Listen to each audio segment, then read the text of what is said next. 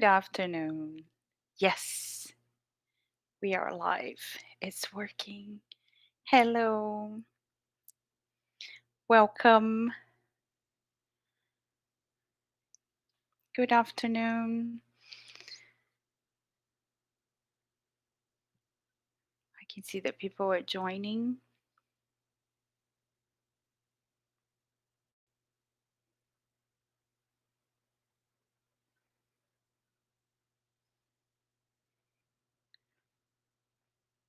Hello.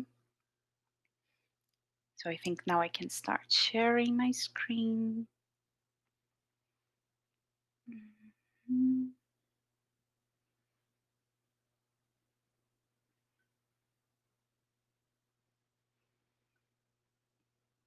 Okay. Hi, Uruguay. Graciela. Hola. Welcome. I hope this talk is useful to everyone who's here. I would like to begin by thanking Disal and Express Publishing for the invitation. I'm always really excited to talk about writing, which is my main field of work nowadays, and especially writing for exams, which is something I've been putting a lot of effort into in the past few years. So today, this session will be more of an overview uh, of C2 writing, and I hope you enjoy. I'm going to begin by saying that if you have any questions that you would like to see answered by the end of this talk, you are more than welcome to ask them. Just make sure you do two things, that you type them in the chat box so I can read them while I am presenting, and I'll try to answer them as the presentation goes. I'm prepared to do that. But also make sure you use the question mark at the end of the question, because this is how the chat filters what is a question from all the other messages. So it makes it easier for me to find them. So make sure if you have any questions that you ask them with a question mark at the end of the question. Okay? But feel free to ask as many questions as you want. I'll try to answer them as we go. If I can't, or if it's not the moment, or if I feel it's not the moment to answer them, I'll answer them at the end of the session for sure. Okay, so let's begin.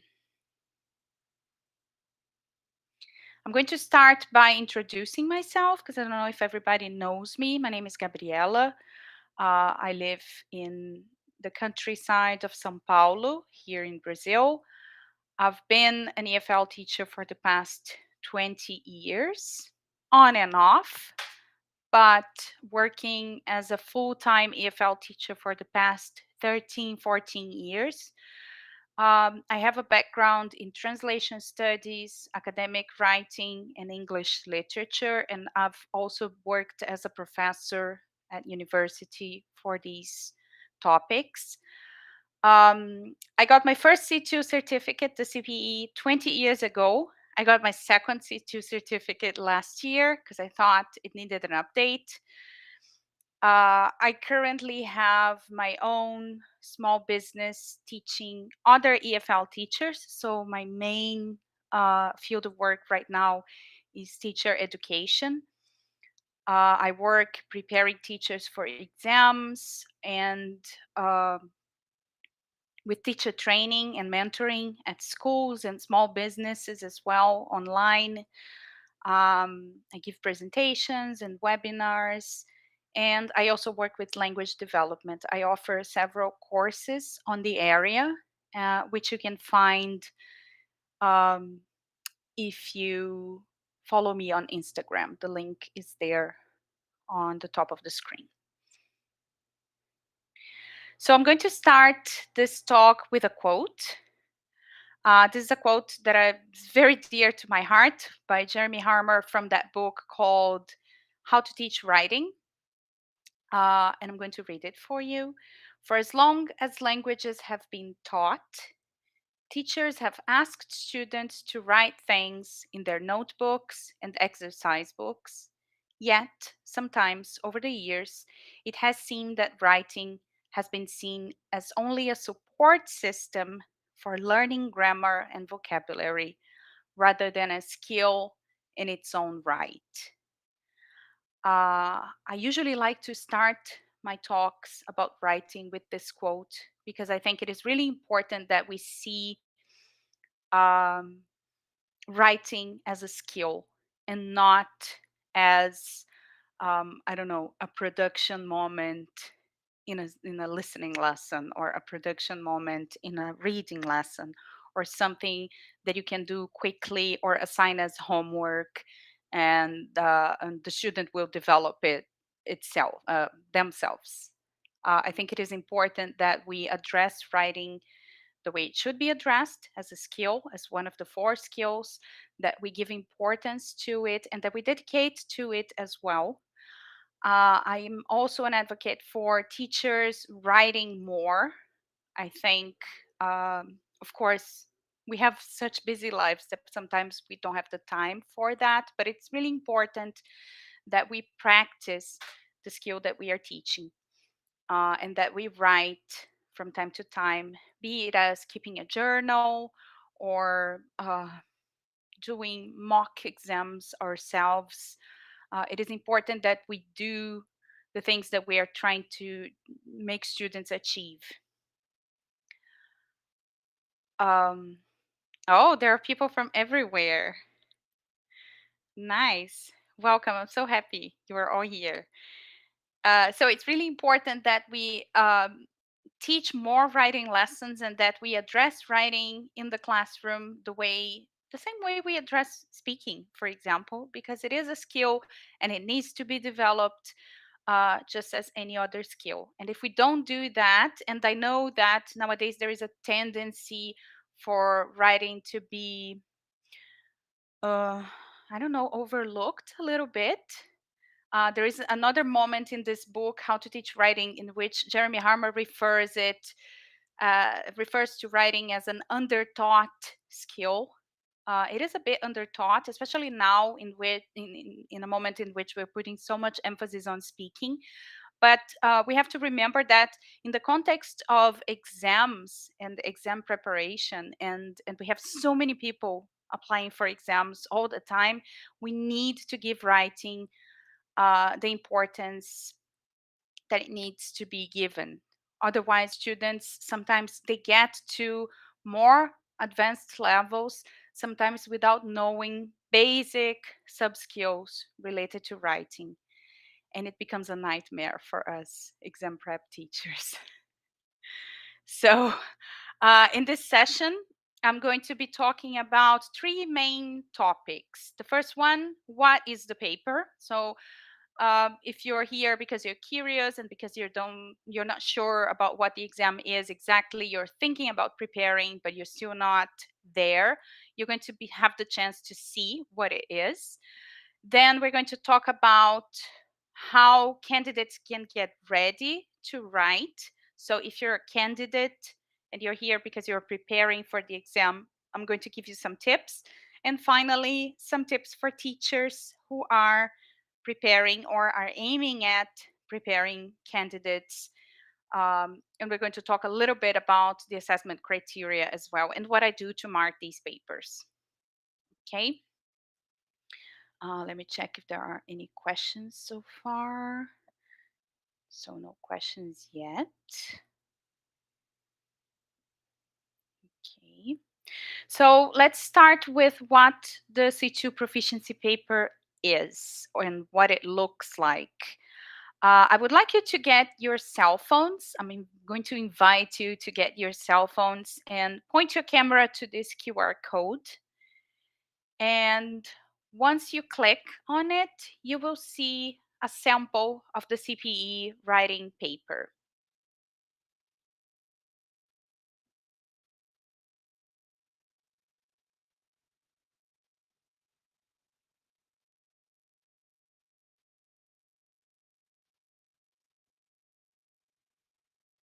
Can somebody tell me in the chat if it is working?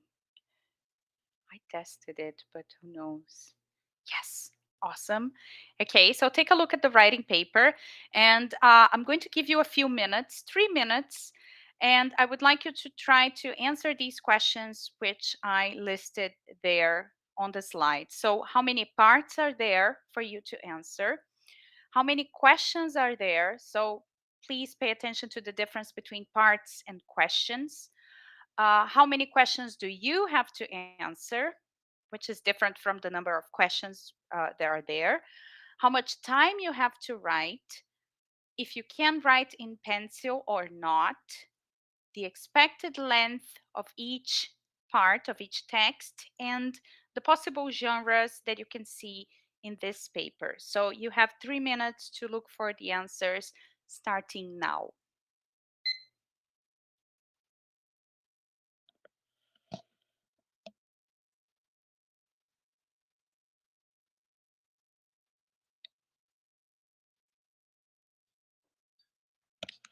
Louise, don't worry, because as soon as the time is up, I'm going to check the answers with everyone, and then you can take notes.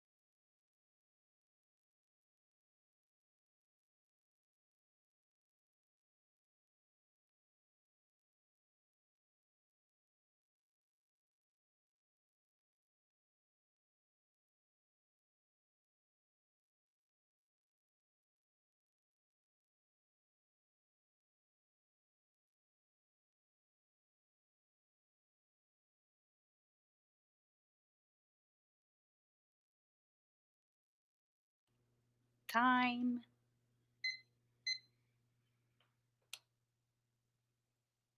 So I think you can check your answers in the chat because we already have all the answers there. But uh, brilliant, Andres. And um, just in case you haven't yet, let's double check so I can give you some updates that have been released recently. So the exam has two parts, and this is very clearly stated at the top, part one, part two. In the whole test, however, you can see that there are 5 questions. I know that Andres included 6 because you have number 5, A and B, but in theory, 5 questions because the question 5 is about the set text, which is the books that Cambridge um, lists every year for us to read and write about. But one thing that will happen from 2024 on is that the set texts will cease to exist. We won't have the books anymore as an option of writing. So this year is the last year where you can actually write about books. And starting next year, they will not be there anymore, and we will have only 4 questions for the exam, which is 1 question in part 1, 3 questions in part 2. Uh, how many questions you have to answer? You have to answer to 2 questions. In part 1, the question is mandatory. You have an essay that is compulsory. You have to write the essay. And in part 2, you are offered 3 or 4 or 5 options to choose one from and write and answer the question.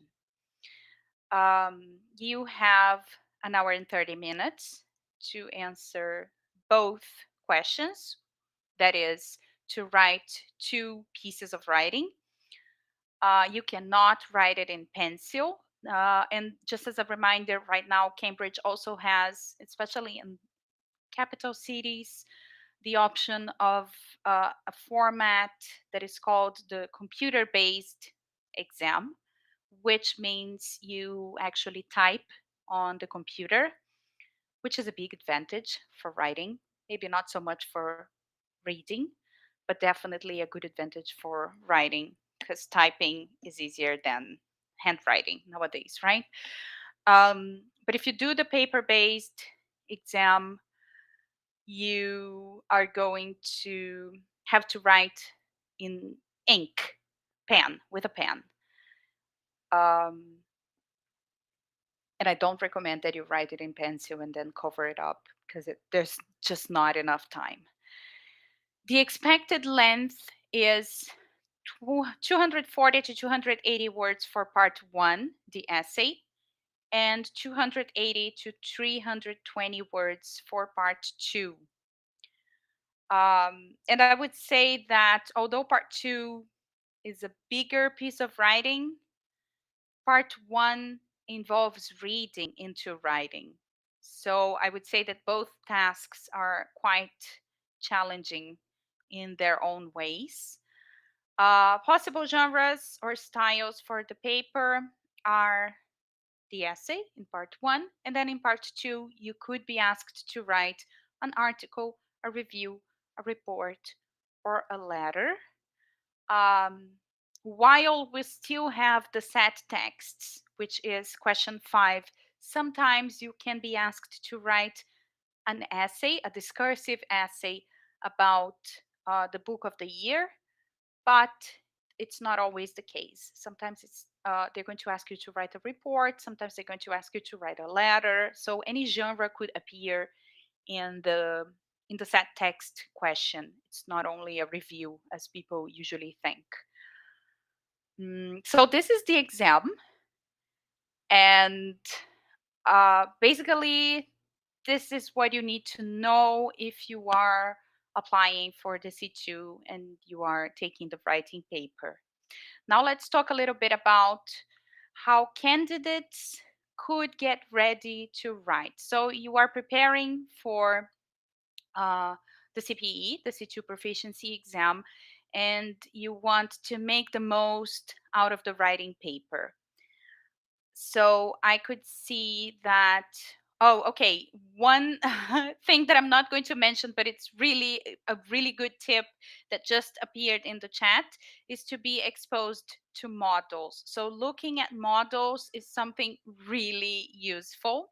The more models you see, the better. Usually, when I teach writing lessons, I like to send models to the students, or I like to analyze model answers in the classroom with them, because looking at what other people have done helps immensely in building self confidence, even apart from writing skills. But what I'm going to mention here is exam tasks. We need to be able to read the exam task as well as we can. And this is an exercise that you, as a candidate, can do on your own. You can practice that with the books that you have available. So basically, what we have to do is you have to look at this task that is in front of me and think what it is exactly that Cambridge wants you to do.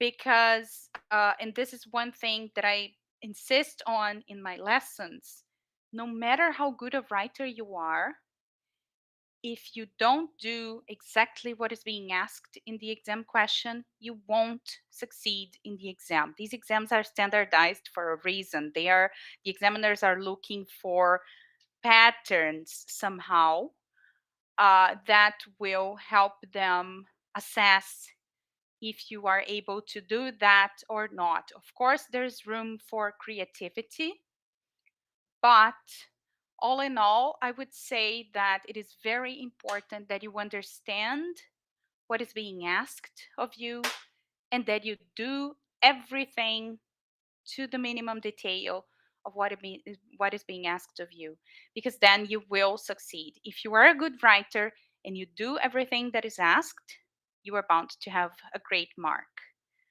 But only being a good writer does not a great mark guarantee. So we need to learn how to pay attention to what is being asked. So the first exercise I'm going to propose is that we look at this task and see exactly what needs to be done there. I'm going to read it for you. So part one, this is the task for the essay. Read the two texts below. So you're going to be presented with two pieces of text, 100 words, around 100 words each. Write an essay summarizing and evaluating the key points from both texts. Use your own words throughout as far as possible and include your own ideas in your answers. Write your answer in 240 to 280 words. So, the first thing we need to see is, of course, as Marines has just mentioned in the chat, that we need to summarize and evaluate. This is really important because if you just summarize or if you just evaluate what is there in the texts, you are not going to get the full marks. So it is an exercise of also understanding what is asked of you and being able to do that uh, in a competent way.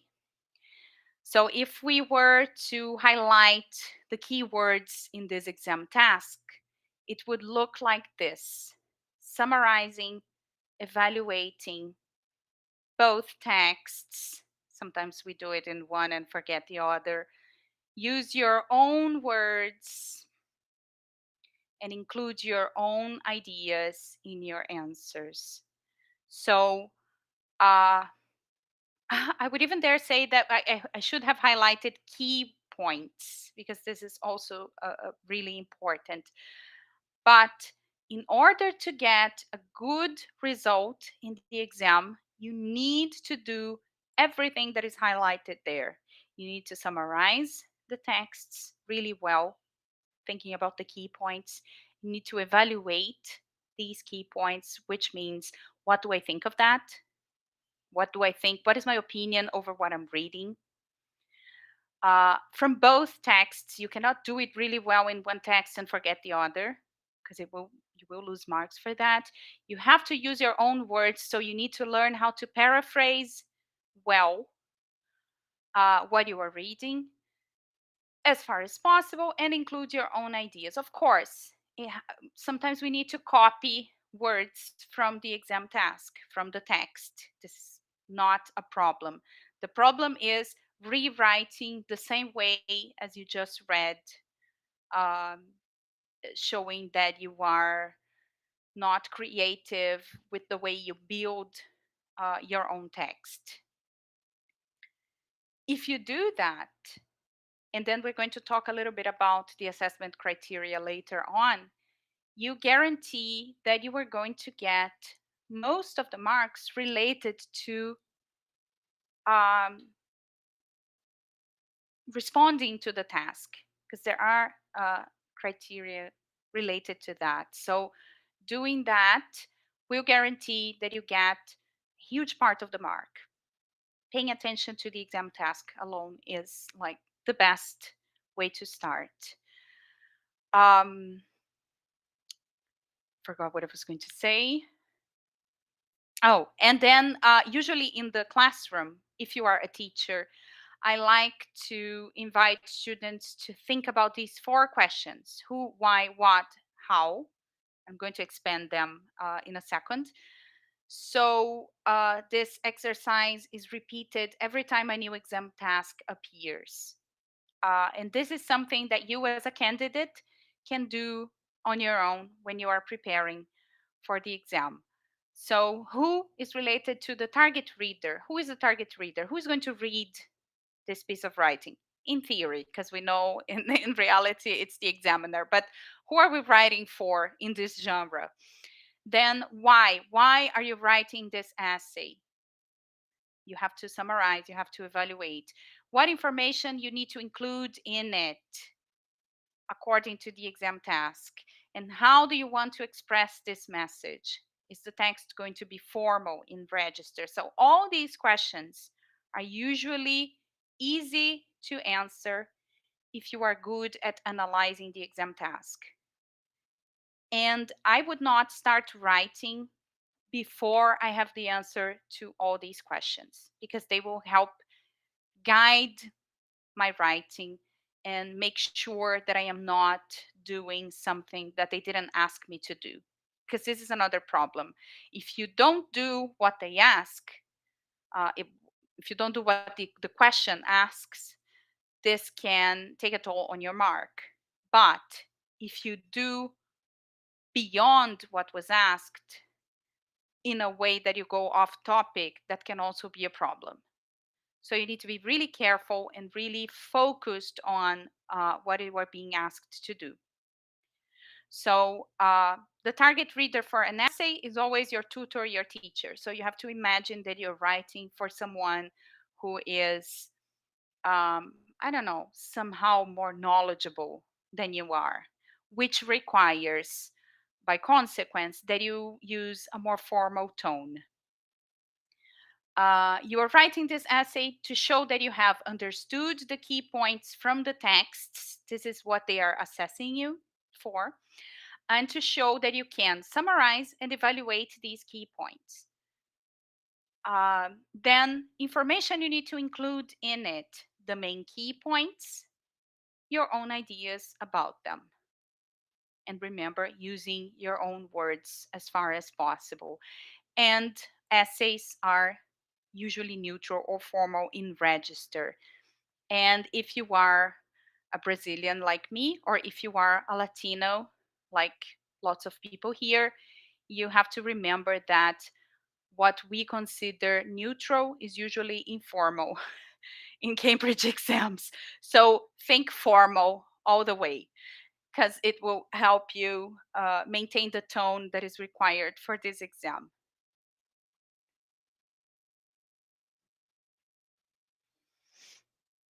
Moving on, and I still want to talk a little bit about these summarizing, evaluating um, thing. The genres, just so you can have an overview of the genres. And by the way, if you are, I don't know, for some reason taking screenshots of these slides, don't worry, because at the end of this presentation, I'm going to send you the presentation here in the chat and you can download it. Okay, so no need to keep taking pictures or something if in case you are doing that. We have in the exam the letter or the email. Um, in CPE, the C2 proficiency, we're only talking about a letter to the editor, which is a magazine is talking about something, and you want to write to the editor to contribute to the article or to contribute to the discussion, either to agree or disagree with it, or a letter of application recommendation, less and less common. But these are the ones that could be in the CPE. The tone is usually formal because you're talking to, I don't know, important people. Then we have the review. The review is a genre that we usually practice a lot in our first language, at least here in Brazil. But in the context of CPE, it's a little bit trickier. They ask you usually to review elements in a product or a service. So I'm going to give you an example. You are not going to be asked to write a review about a restaurant. You're going to be asked to write a review about the staff in the restaurant. Or you're not going to ask to write a review of a movie, but the special effects of a movie. So it's usually something inside something else to make it more complex and to push you into using more, I don't know, specialist language. I think it is, well, both challenging but also an opportunity to show what you were able to do at this level. And reviews are usually more neutral in tone. And when I try to make this difference in between formal and neutral, I'm talking about the way you write. The neutral language gives way to a little bit more lack of formality. So you can use, I don't know, contractions, a more, I don't know, kind of more visual language, idiomatic language, this kind of thing. And this kind of language wouldn't be appropriate in more formal contexts. Um, we also have the report, which is usually in CPE a report of an experience, of an event. So a trip that you took or an event that you took part in, and then you have to describe what happened and usually make suggestions for improvement or something. Reports are usually formal in style, and we also have the article, which I would say is the most creative piece of all. The instructions are shorter and there is a little bit more room for um, creativity, which worries me because it's very easy for candidates to get carried away and get lost in the exam task. So I'm always insisting for students to like really read what is being asked. Don't tell more than what they want you to tell, because it is an exam after all, and you're going to be assessed for that. So usually articles that are suitable for publication in an English language magazine or newspaper or newsletter, and they're going to ask you for contributions. We want articles on the topic of happiness. We want articles on the topic of mistakes, and all the content points that you need to include are going to be there in the exam task. Articles are more neutral to almost informal, not Latino informal, but informal. Um, so these are the genres that go um, apart from the the essay. So part one, always the essay. Part two is going to be one of these four genres. And now I would like to move on to how teachers can prepare candidates. But if you are a candidate, I think this is also going to be really useful. Um, so stick with me and pay attention to what I'm going to say now. I think one thing that is really, really important when we talk about writing and when we talk about teaching writing is that just saying write about something will not help a learner develop the writing skill, because the writing skill is actually an umbrella term to loads of other skills that we need to have in order to master that. The same way when we talk about speaking, we are thinking about functions and we're thinking about grammar and we're thinking about lexis and we're thinking about, I don't know, body language, intonation, pronunciation. In writing, we also have this world of elements that need to be taught in the classroom in order for students to master it. So one thing that I like to focus on, and I would advise any teacher who works with writing to do the same, is to work with subskills. So don't think of writing as a skill of their own, but rather, today I'm going to teach my students how to identify main ideas in a piece of text.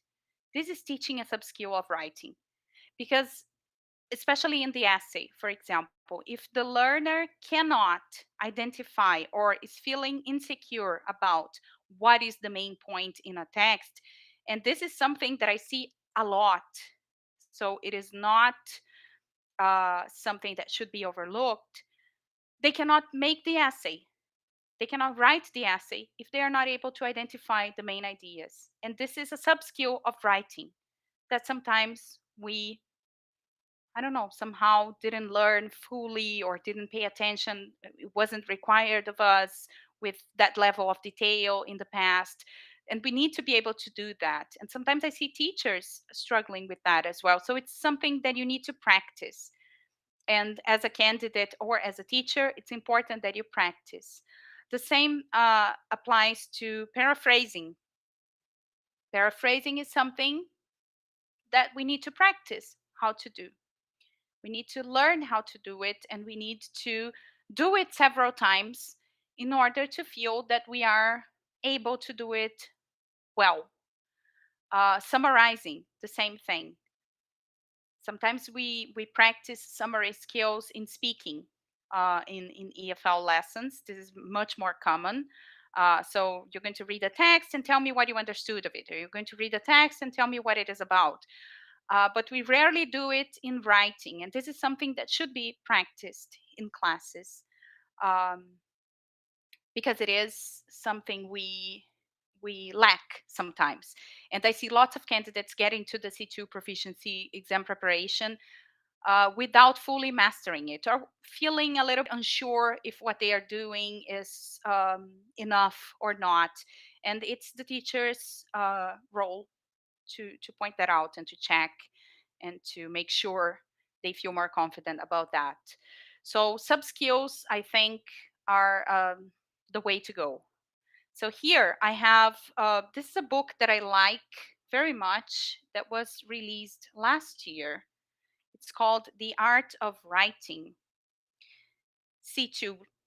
Um, it's a book from 2022. It's a very thin book with lots of exercises.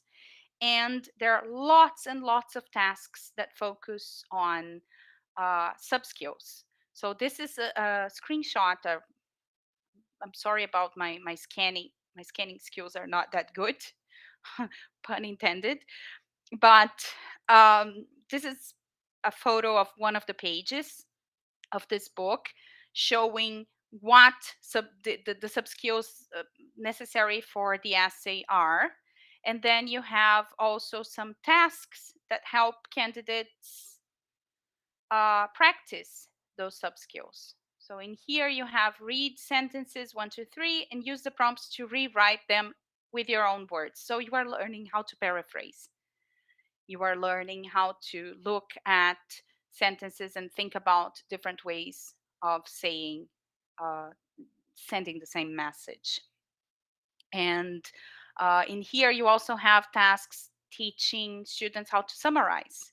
Write a sentence that summarizes the information from each of the two texts below. So you have shorter text. It's usually good to start with smaller things they have to summarize, and then you will slowly build it up to developing that with bigger texts. And this is something that you train well enough to do. It will be useful for several other things, not only Cambridge exams. So it is a sub skill worth having for sure. So in case you are interested, the art of writing C2, I highly recommend. There's also a version for the B2 level, which is also really good. If you teach for the FCE, it could be great to use tasks from there. Then I think the other thing that is really important and especially in the context of exam preparation, but not only. I think this should be done at any kind of writing lesson. If you're at university writing an essay for your teacher, I think this should be there, although it's not always the case, is to make the learners, the students, um, aware and I don't know, confident about the assessment criteria. Because if you are writing something with the main purpose of being assessed, you should know well what it is that you are being assessed for and how you're going to be assessed. And this helps you even uh, think about strategies and think about the kinds of elements that you need to include in order to score higher, basically. So this is really important. And speaking of Cambridge assessment criteria, the criteria for writing are these four: content, communicative achievement, organization, and language. And by language, they include grammar and vocabulary.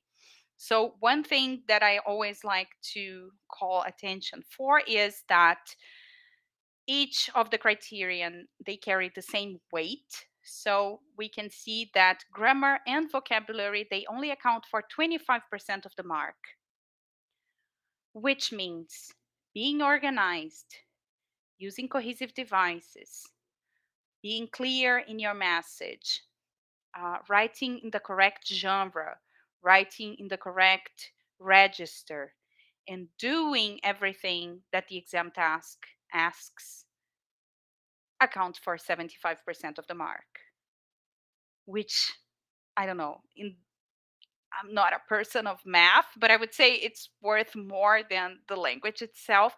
Of course, you need to show a C2 level of language, but sometimes I see people putting so much emphasis on language and forgetting about all the other criteria, which are even more important than the language itself in terms of getting you there and getting you the mark that you need.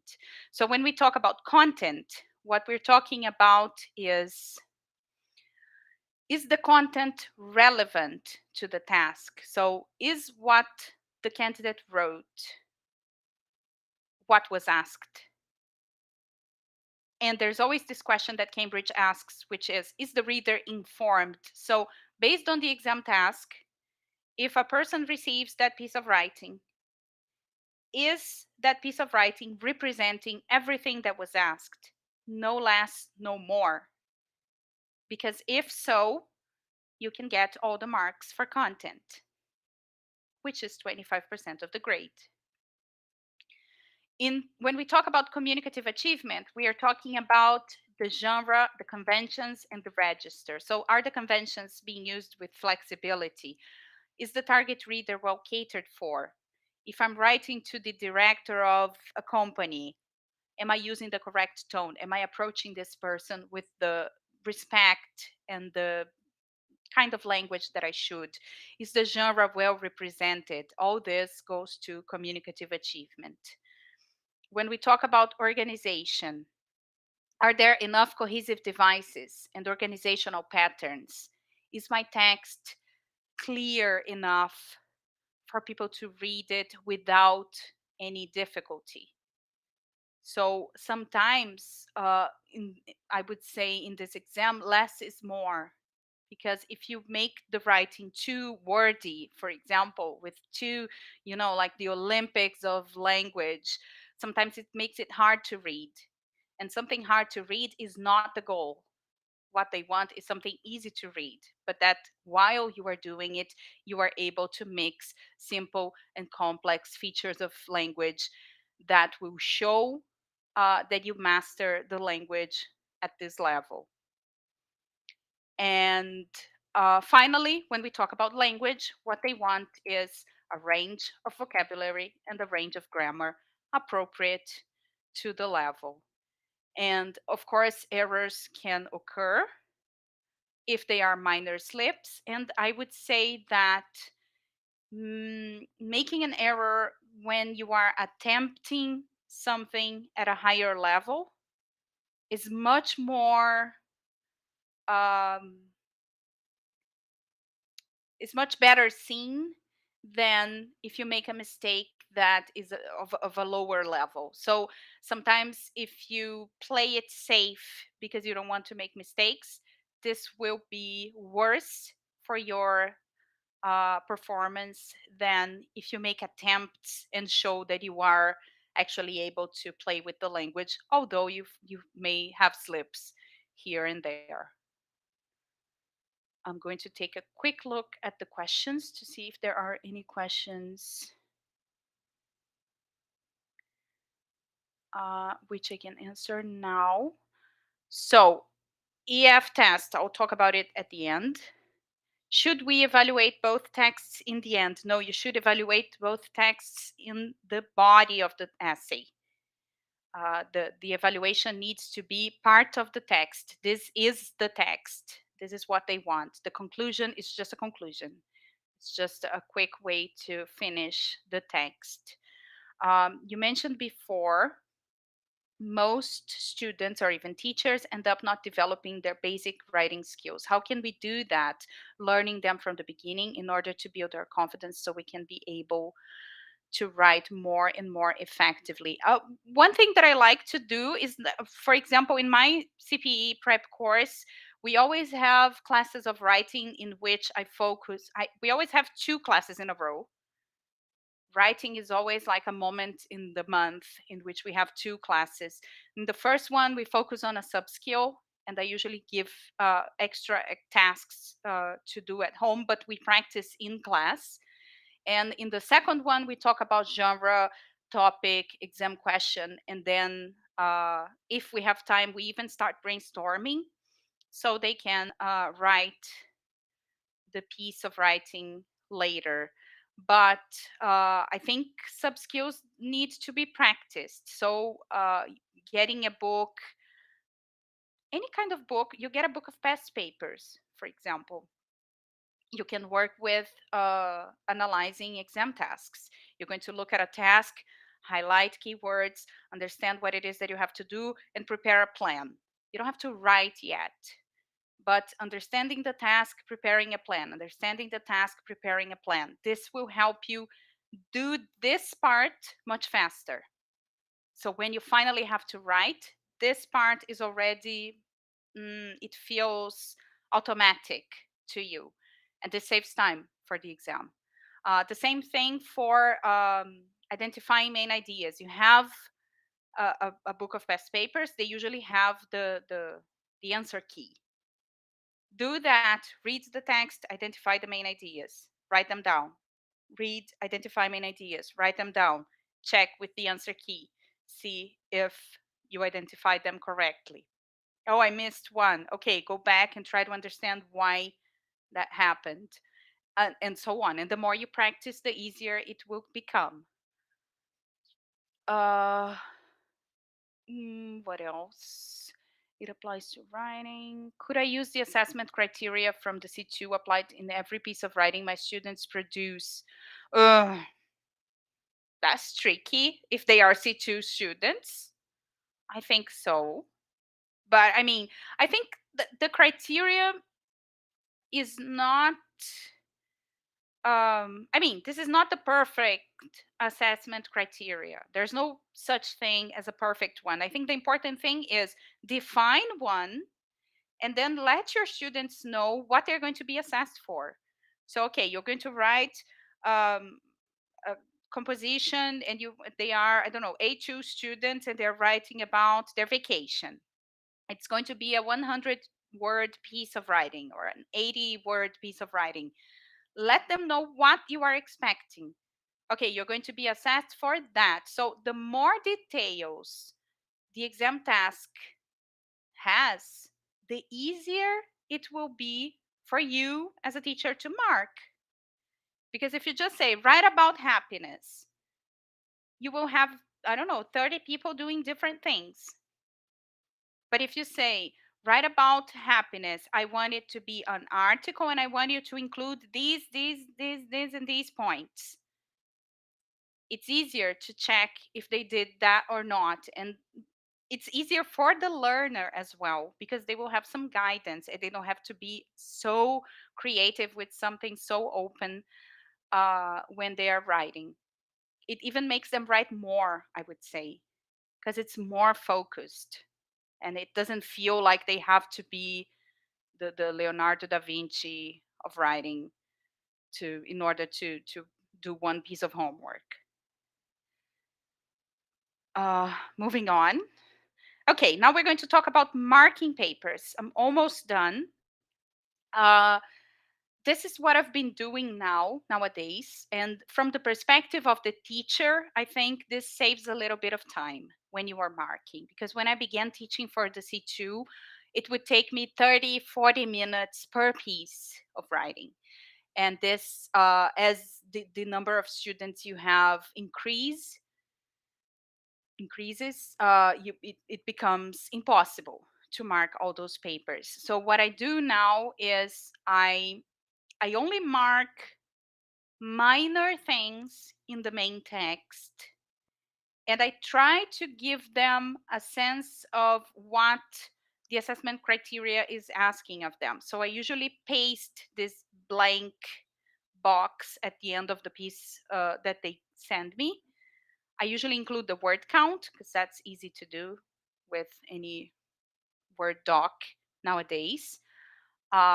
If your students write on paper, maybe you can ask them to count and write the amount of words they wrote at the end. And then I try to include comments based on the assessment criteria. So they know exactly what it is that they did or didn't do in terms of tackling the task. So for content, for example, I'm going to read it for you. Content is missing. Although you do find and summarize the two texts, one part of the text is missing, your evaluation of it. You only give us a hint in the last line. So what does that mean? That the person summarized, identified the main idea, summarized the idea as well, but forgot to evaluate. And this will take a toll in this criteria, content. So, and this is where the person would lose marks for not doing what was asked, and so on. You can take a look in more detail later when you download the. Which criteria is the easiest to ace? Feel asked. Content.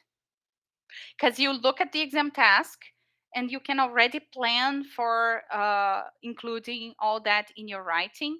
And if you write a good plan, you won't have to worry about getting sidetracked, uh, which will lead you to covering all the content points. So I would say that content and communicative achievement are usually the two criteria that people score higher at. And hence, thinking of strategies should be the ones to focus on and acing. Final tips, just to remember from this session. Um, help students become familiar with the exam format. So this thing about analyzing the exam task is really important. Don't forget to do that every time. And usually if you assign, even if you assign something as homework, read it with the student in class, make sure they understand what it is that they have to do so they become good at it. And when they finally have to do it on their own, they won't feel insecure about it. Allow students to practice under exam conditions. So if you're teaching for exams, it's really important that you teach them to worry about time. Of course, at the beginning, when they're practicing the genre for the first time, this is not as important, but as they get closer to the exam, you need to start timing them as much as you can. And they need to start timing themselves to make sure they're able to do it in the allotted time, because an hour and a half for two pieces is not easy. Give feedback based on the assessment criteria. If you're a teacher, remember to do that. Don't just mark language mistakes, because this is not what is being assessed. They need to have feedback on what they are, the content of what they're doing there, on the genre, on the register, if there are any slips of register, if they are organized enough, if it is easy to read, if it is difficult to read. These impressions are much more um, useful for a student than just language, because language they can check with a spell checker, but all these other things they need a tutor to do. And remember that writing is a skill, as Jeremy Harmer said, and not only a support system for learning grammar and vocabulary. So it needs to be developed just as any other skill. Um, you can follow me on Instagram. I post CPE exam questions every week, and I have been doing so for the past 4 or 5 years. So if you scroll back, you're going to see hundreds of exam tasks, at least 50 a year. Um, so this is my Instagram, Gabriela Froes, ELT. I would like to thank Disal and Express Publishing one more time for the invitation. It was a pleasure. I loved taking part in this webinar, in this series, and I hope you found it useful. I'm going to check if there are any other questions that I haven't answered. And I'm going to also stop sharing so I can send you my presentation. You can download it here on the chat if I do it correctly. Yes, I think I did it.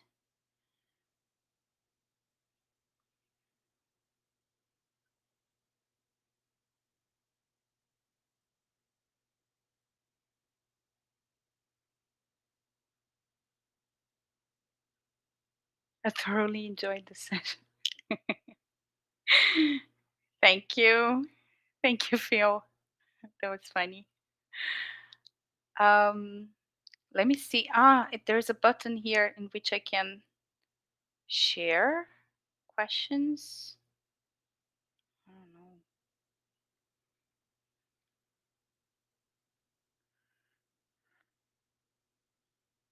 It applies. Are there any questions that I didn't answer? I think I have answered everything. Oh, the EF free test.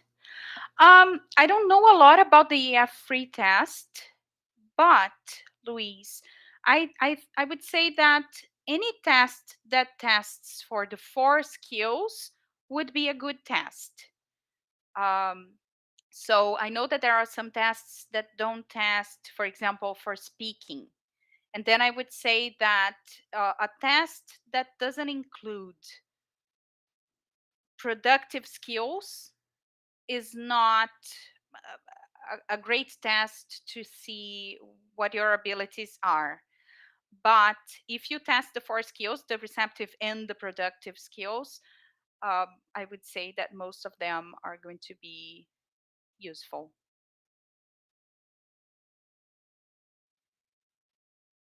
Okay, so I would like to thank you one more time. Uh, and oh, just a final question. Could you see the file here in the chat? It didn't work? Oh, it didn't work. So let me try it again. Adicionar. Ah, okay. I think I have to click here. Yes. Now you can see it and you can download it. And if it doesn't work, you can always add me on Instagram, follow me, and ask for it there, and I'll send a copy.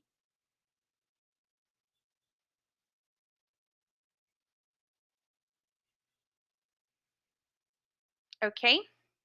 So thank you very much. Have a really nice weekend, and I hope you enjoyed being here with me. Good afternoon. Thank you.